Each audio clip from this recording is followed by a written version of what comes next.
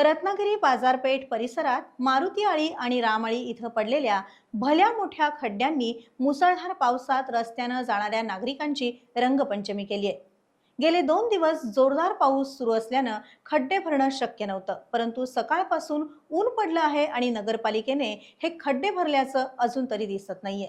काही खड्डे प्रत्यक्षात वाहन चालवताना जरी दिसत नसले तरी चाक खड्ड्यात जाताच रस्त्यावरून जाणाऱ्या नागरिकांच्या अंगावर हे चिखलाचं पाणी उडतं। गेले 2 दिवस रत्नागिरी शहरातही मुसळधार पाऊस सुरू होता।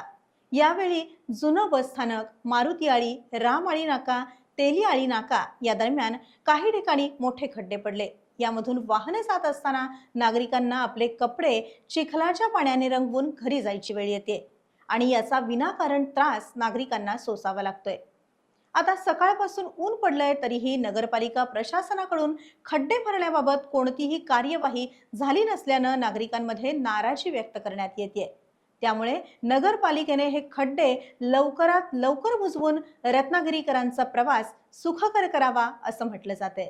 टाइम्स डिजिटलला लाईक करा, सबस्क्राईब करा, शेअर करा आणि बेल आयकॉन दाबायला विसरू नका। पाहत रहा टाइम्स डिजिटल।